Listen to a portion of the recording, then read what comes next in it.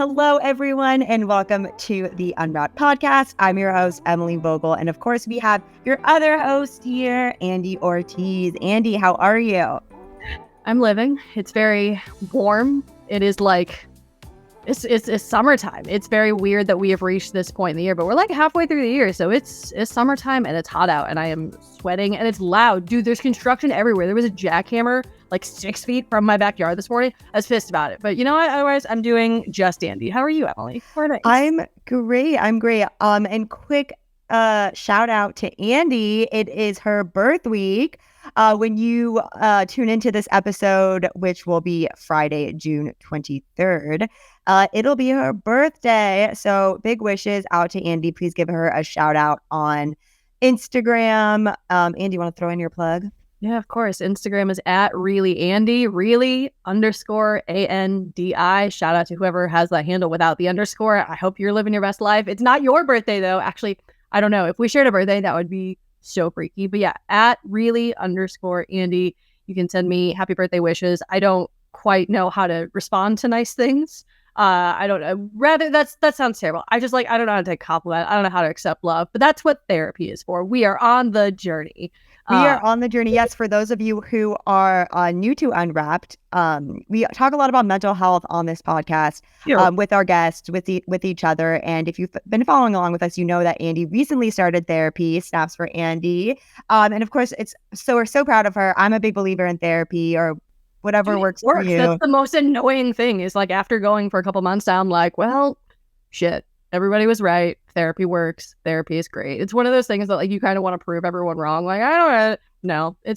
I'm a big proponent of it. Go to therapy, guys. Even if because honestly, it's just nice to like a lot of times, which like I feel bad about. Like a lot of times when I go, we don't necessarily like work on things so much. It's like I sort of just like word vomit at her because it's like I just need to get it out. And sometimes that helps. Like just talking to someone, just throwing things at people that like, sad to say, but like you can't dump it all on your friends. I feel like what I've learned through starting therapy is I think, Emily, I've made you a little bit more anxious just with who I am as a person. So we need to work on that too. I've been meaning to talk to you about that. I feel like I'm rubbing off on you in the wrong way.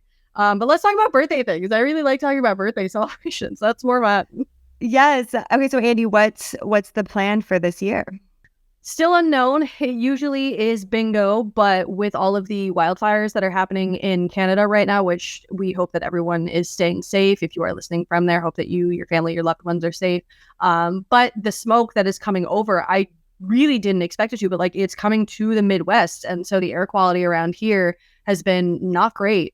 So my friend and I were going to go play bingo outside, but I don't want the outdoors to like kill either one of us. She's particularly sensitive. So we might go to an arcade, play some games. We have a Medieval Times by me. We could do Medieval Times. Do you know what Medieval Times is? Of course. Okay. Oh my gosh. I don't know if that's like a nationwide thing or not. Sometimes I say something and I'm like, oh, that's just the Midwest. Yes. Okay. So I'm glad that Medieval Times is like universal. As you know, or those who have been following along with our podcast, Andy is based in Chicago. I am here in New York City. So we had all of that. Yeah, that was pretty crazy. I'm glad that was pretty crazy. Thank you. I know it was really strange because obviously, again, like if you listen, you'll know that I grew up in Shanghai. So the air quality content, I mean, we're used to that. But it is really scary. And again, I hope everyone is safe. It's like a terrifying thing to be used to. Like that's not something I would expect anyone to be accustomed to. That's really interesting. I never thought about that. Yeah, it's pretty crazy. We'd have like pollution days where we couldn't have recess, or it would just be pollution days and we'd still have to go run cross country. But that's for another time. I was gonna say, we really just need like a whole episode where you just tell me about growing up in China, because I always forget that you did, and it really like it comes to me like new information every time you say it. I'm like, what? Because like you even sound like you're from California, which I like. It's like. Your family, are they all? And I'm wearing my Dodgers hat right now. If you're listening and not watching our video, which you can check out all of our videos on the Wraps YouTube page. Yes. Well, okay. And if you're watching today's video, you'll notice that I'm wearing a Spider-Man shirt, which I mean, honestly, is just painfully on brand. It would be what I wear even if we weren't speaking to someone who is kind of joining the Spider-Verse. But we are today talking to someone who is kind of finding her way into. Not the Spider-Verse, because we don't know how it's going to connect yet. But Emily, you tell them, because I'm on like theory mode with this movie at this point. Tell them what they know her from. All right. You know our guest from like my favorite projects ever. You know her from Euphoria. You know her from Handmaid's Tale. You know her from the White Lotus. You know her now from Max's reality. She is so amazing. Yeah, today our guest is Sydney Sweeney. She is so incredible. And Andy, I know you're turning 29 this week. 29. I'm going to be 30 this year. And this is just someone, she's 25 years old and she is so Crushing accomplished. Just crushing it. Just crushing it. Let's bring her out. Let's bring her out. Sydney, hello and welcome to UnWrapped. We are so excited to be talking to you today. First and foremost, we start every interview the same way. It's a very important question. How are you? Just like genuinely, how are you doing? The world is a mess at the best of times. Life is chaotic. How are you, actually? You know, I feel very joyful right now. I'm really excited to be talking to you ladies. This is going to be fun. I'm sitting on the bathroom of the floor and I'm just ready for this. And we were having some giggles. I want to seriously, let's talk about the project that you're working on. And I just want to dive right in. And we're so happy you are here, first of all. And you're very joyful as well. But yeah, I'm serious. Okay, so I want to jump in and start talking about reality, which I saw the other week and I was so obsessed with it. Of course, I watched it right before I went to bed, and then I just spent all night doing research on reality and the whole story. I was in this deep dark web. And I know you spoke to reality, I think, while you were preparing for the role, but have you talked to her since it's come out?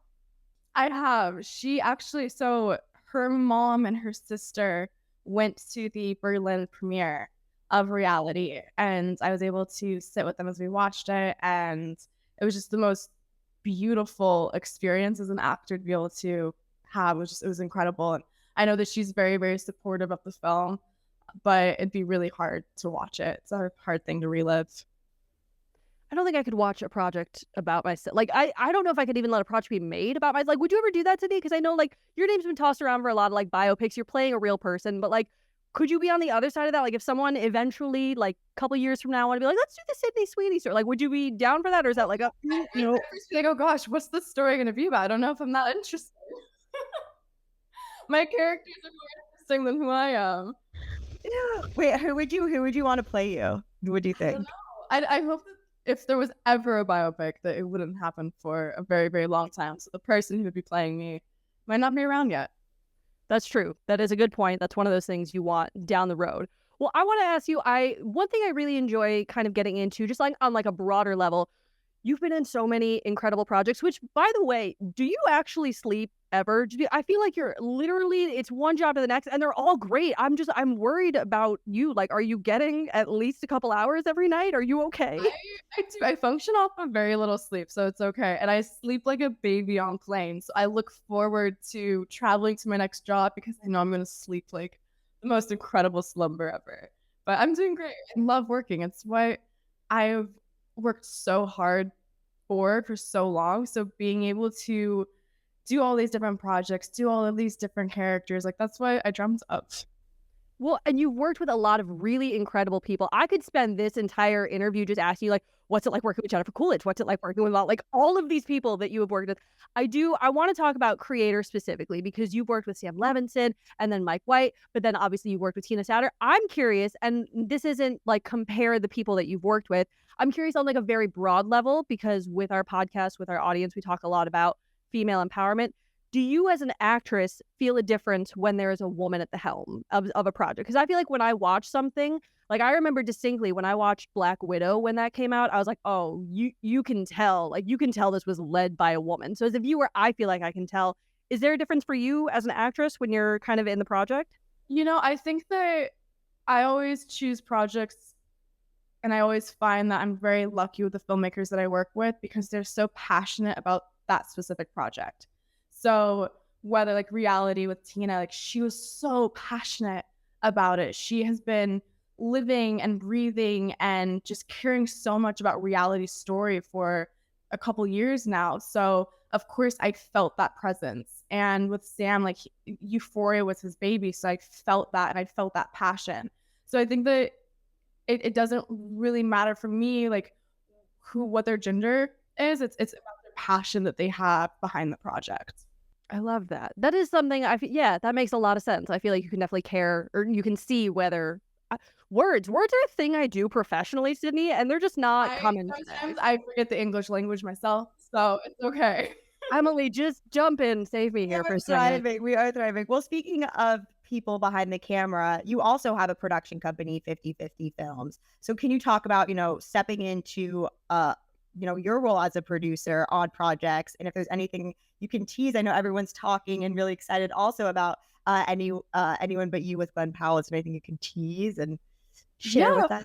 I loved building my characters. I built these books for my characters from the day they're born to the first page of the script, and I just wanted to do more. So I was like, I want to build worlds. Let's start from the ground and just build that up. And I love reading books, and so I was reading all of these books, and I started optioning them, and I'd package them, and I'd take them out to studios or financiers and streamers, and I started selling them and developing the scripts. And I love that process. It's such an amazing, cool, creative process to be a part of, that's also on the business side, which I really love to learn and navigate. So I've been kind of just building that side of my career and seeing where it goes and seeing what excites me. And this last year I produced 2 movies, Immaculate, which was a psychological thriller that I filmed in Italy that I'm super excited for and I can't wait to share. And then Anyone But You, which is a rom-com with Sony that Will Gluck directed with Glenn Powell and I. And we just got done filming, and it was a blast. It was like a summer camp. It was amazing. So it's been really, really fun being able to just have a bigger voice and have more creative say and stuff, because I think it's important for young females to be able to be more involved. Well, and I want to dig in on that a little bit further if we can, because I think that's a trend that I'm noticing. It's a lot of young actors, but young women especially, are getting in that producerial, we're going to pretend that's a word, a producerial role, because Jenna Ortega stepping in over on Wednesday on Netflix. Like, why do you think it is so important for young women to, because I love seeing it, and you can, I mean, again, for me, when I watch it, I'm like, oh, I can feel that difference. But what is it to you? Like, what makes that so important? I think it's being able to really amplify that voice behind the character, whether like it's a character that I'm playing specifically, and being able to have more say in the choices of the words that she makes. Because I was a teenage girl. I've experienced many things that my characters may or may not have gone through, or I have friends who have.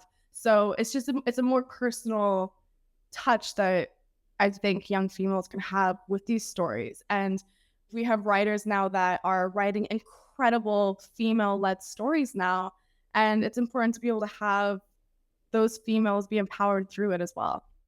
Shout out to writers. We have to take that moment. Always shout out to writers, especially right now. Well, amen. Well, obviously, you as a producer and as an actress, I mean, there is just so much range. And a lot of the other projects you've done in the past and the projects you've just spoken about, I feel like there's a lot more opportunities when it comes to writing for like rewrites or maybe improv or something like that. But when it comes to reality, it's, it's based on a real transcript about a real person, about a real event that happened. So I'm curious, like, did you still feel that freedom as an actor to make it your own? What was that like? I did and I didn't. It was actually one of the reasons I was really drawn to the project, because I knew it was going to be a huge challenge for myself, because I usually am very free with my characters' words and my characters' thoughts and their actions. And it was the first project that I really wanted to honor and respect what was said in the transcript and what happened. So it was me vigorously every night, 10, 20 pages, memorizing word after word after word, and trying to stay in a box that was already created, but find my own creativity beneath it. It was a really interesting play that I try to balance with. And I found that once I kind of let go and allowed reality to just breathe through me, that's when I found all the nuances in the performance. It was really just listening. It was listening to Josh and Marchant's characters and what was happening. Well, so when you get a transcript, because I mean, like, this is word for word a transcript that you had on this one. Do you get like audio with that, or did you just have the words? So you didn't hear how like the inflections were. Yeah, it was just the words. It's actually really difficult and quite a process to get the actual audio recording from the interrogation, so we just had the transcript to go off of. You mean you can't just walk into a secure government facility and was like, hi, can I have the audio from this interview, please? Thank you so much. Can't do that? That's weird. I guess not. You try. I mean, I don't know. What could happen, right? Like, challenge accepted. This is me making terrible decisions in real time. We love it. We love it. Well, how was reality pitched to you then, Sydney? Was it just like, come do this awesome project? Yeah. Was it an elevator pitch or was it like a long process? It was actually an audition. My agent found out about the project and she sent me the audition and was like, this is something that you should do. And I put myself on tape and I sent in my tape and I got a call back and I Zoomed with Tina and did a callback for her. And then I got the project. Where do you land on self-tapes? Because I'm hearing that they're kind of awful, but then there's people that like love them. So where do you land on these? I personally love them. I booked Euphoria off of a self-tape. I booked White Lotus off of a self-tape. All of the projects that I thank so much for with my career and have built so much from are the projects that I have had to fight and work really hard to get and do audition after audition and put myself on tape because sometimes they don't see me as that character, that role, and I have to convince them otherwise. Sounds like you're really good at self-tapes is what I'm gathering. If you got all these huge roles from self-tapes, sounds like you're just really great at them. Play on that character. It's also when I find out if I love a character or not, because sometimes I'll be a little iffy, and once I do the self-tape, then if I fall in love, oh my god, I have to get I will do anything to try and work really, really hard to convince them I can be this character and I'm not Sydney at all. This is actually a test to see if self-tapes work from the bathroom floor. She's just testing it out for an upcoming show, you know. Well, 10 out of 10 quality, I'd say. In terms of lighting and backdrop. Lighting is great in here. I'm very impressed. It's not my bathroom. I'm in a hotel in New York, but 10 out of 10. I mean, I can see like a reflection happening in the glass behind you. It looks like it's got a sick view too. So it's actually an amazing view. I love this. I love this for you. I love this for us. I am going to be the person though. I'm not going to push for spoilers, like real spoilers, because I know you can't give any, but Madam Web, girl, listen, Spider-Man is like real big in my life. That's Spider-Gwen, obviously. That's my Daily Bugle Legos. My dog's name is Peter Barker. Like That's why she's like a little. I'm saying, I called her. I was like, "You look really dewy. Like, how'd you do that?" She's like, "I literally just sprinted back from walking my dog," and I was like, "Oh my god, I should try that." Yeah, Emily's like, "You look great. Thank you so much." But I mean, like, can you say anything about Madam Web at this point? I just like crumbs. I'll take whatever you can give me. I really wish I could. Because I'm so excited to be able to share absolutely everything about it with everybody. But my lips are sealed under very tight NDA, and I can't say a single thing. It's kind of like reality, where it's like you kind of have to keep all of this information secret. But honestly, it's so hard because there's so much of my life is just like an NDA. Like I can't talk about the projects that I filmed a year ago till they come out, and then it's all of these old memories that I'm like bringing back up. It's an interesting dynamic. It feels like it would be so stressful. And also, while we're talking about stressful things, because I guess that's just how I segue things now, I'm going to get serious for like half a second here. I really want to ask you about kind of the role that social media is playing in your life, because Emily and I have had this conversation recently where it's like, I need to stop reading comments. And I'm not in 4 different hit shows and projects like you are. What I get to do is I get to go read the comments of like interviews that I do. Like I can see the comments on this interview eventually when we put it up, and I have like, it's bad for me. It's bad for my mental health. I can't do it. Obviously you have your own experiences with social media. You have to, there was a time at one point where you had to defend your family on it. Are you like, how do you handle this? How do you handle the mental stress of social media? Do you stay off it? Do you limit your time? How do you deal with this? Honestly, it's something that I'm still figuring out.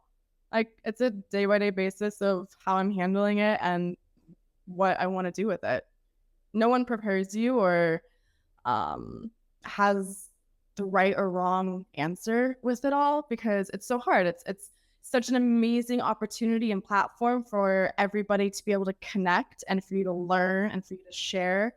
But also it can be very damaging for somebody, and they can spread hate and they can be very mean, and misinformation can be spread like that. So it's a really difficult thing to navigate, and I'm kind of just processing every day on how to do it. You're so chill about it, though. I get, like, Emily can attest. I get so stressed about it. She's like, Andy, you have to stop. And I'm like, see, in, like, concept, I get it. Don't look at social media. In execution, much harder. Much harder. Not to look at it. And I look at it.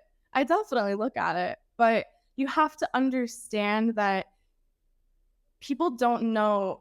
There's so many different levels to it. But for me, like, people don't know the full story. They see a picture and that is it. Or they see one quote and not the context behind the conversation that you have with somebody.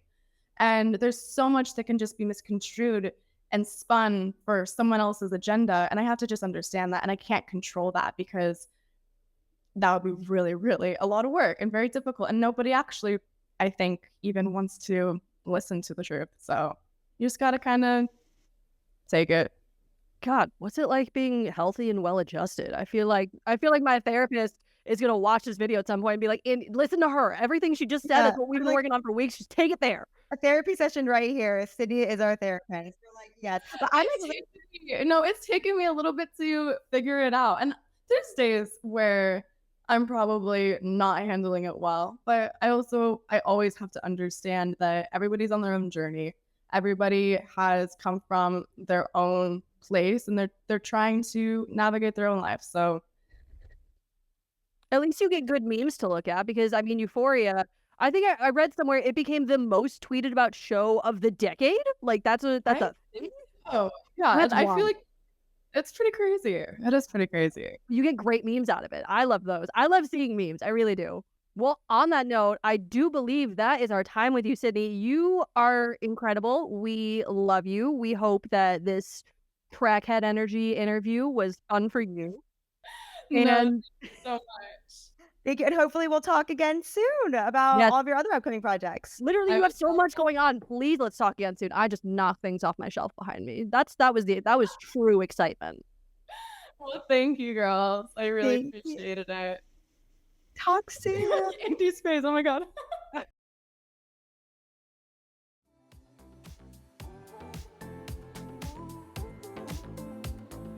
Hello again. We're back. I'm back in my spider picture. I so badly wanted Madam Web spoilers from her, but I knew she wasn't. They're all very well trained to not break NDAs. But something that like is sticking in my brain, and I so meant to ask her about it, and I am like mad at myself that I didn't. I want to ask it then to you, Emily.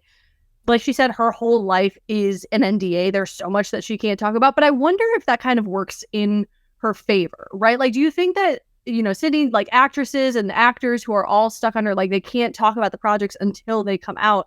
I wonder if that makes their personal life easier, because it's like, it forces them to not talk about work. Like, I know with me, one thing that like we're working on a lot is like when I have conversations with my friends, I feel like I'm only always talking about work. It's always what's going on in my job. It's what's going on at work. How's work for you? Da, da, da, da.